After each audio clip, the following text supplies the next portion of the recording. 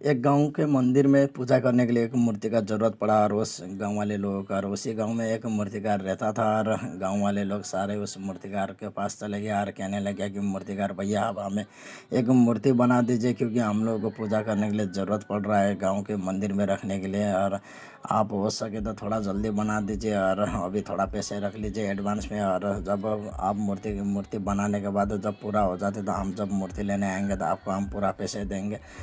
तो ये कह के गाँव वाले लोग उस मूर्तिकार को पैसे छोड़कर चले जाते हैं और एडवांस में और उसके बाद मूर्तिकार भैया ठीक है कहकर अपने काम में लग जाते हैं और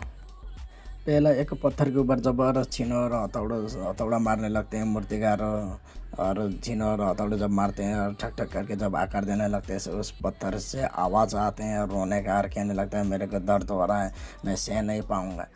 और उसके बाद मूर्तिकार भैया ठीक है कहकर उस पत्थर को वहीं पर छोड़ देते हैं और दूसरे पत्थर को आकार देने लगता है और जब छीनो और हथौड़े से ठक ठक करके जब आकार देने लगते हैं धीरे धीरे करके वो मूर्तिकार उस पत्थर के ऊपर छीनो और हथौड़े मारते हैं और उस पत्थर को दर्द तो होता है लेकिन उस समय वो पत्थर अपने आप को सहन कर लेता है और वो मूर्तिकार उस पत्थर के ऊपर और छीनो हथौड़े मारते हैं और मार मार के आकर दे दे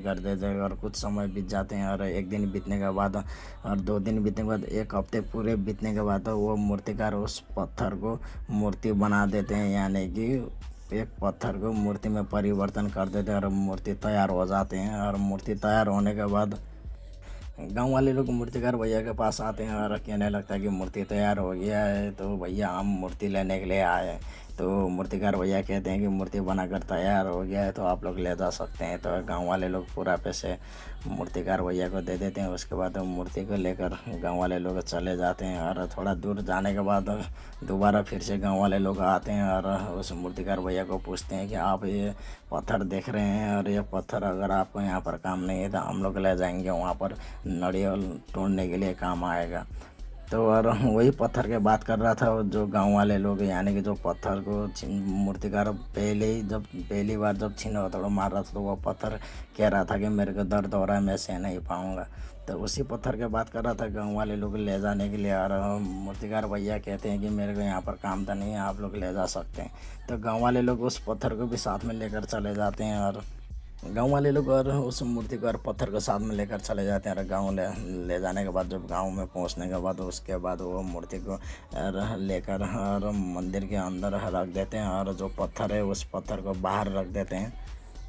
जब मंदिर में मूर्ति रखने के बाद जब लोग पूजा करने के लिए आते हैं धीरे धीरे और जब अंदर चले जाता था लोग और पूजा करता था और पूजा करने के बाद बाहर आते थे और सभी लोग पूजा करना आते हैं तो सभी लोग साथ में नारियल भी लेकर आते हैं और नारियल का तोड़े। तो उसके बाद वहाँ पर जो पत्थर लेकर आए थे और गाँव वाले लोगों ने वहाँ पर नारियल तोड़ने के लिए वहीं पर सामने रखे होते हैं और उस पत्थर और उसी पत्थर के ऊपर जब लोग नारियल फोड़ता था ठड़क करके तो उस पत्थर से आवाज़ आता था कि मेरे को दर्द हो रहा है। तो फिर से दूसरे लोग पूजा करने के लिए चले जाता था अंदर और पूजा करता था और पूजा ख़त्म होने फिर से बाहर आकर फिर से नारियल उसी पत्थर के ऊपर मारता था ठड़क करके और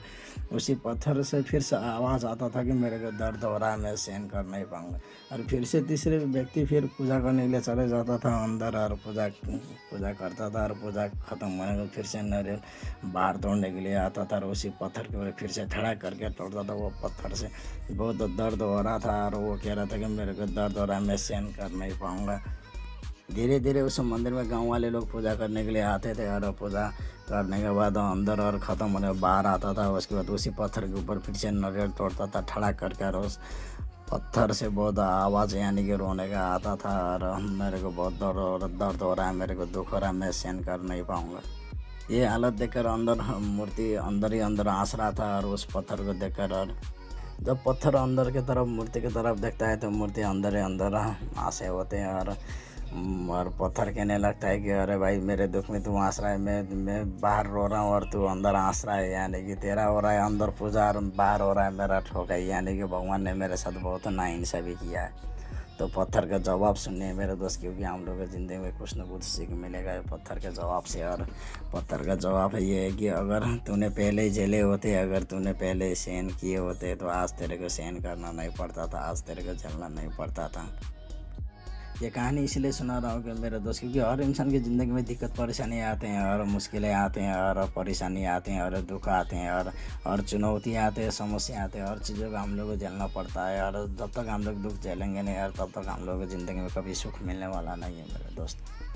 जब तक एक लोहा को भी जब एक हथौड़ा का मार सहन कर नहीं पाते हैं तब तक कोई चीज़ों में और कोई वस्तु में और कोई औजार में परिवर्तन नहीं होते हैं।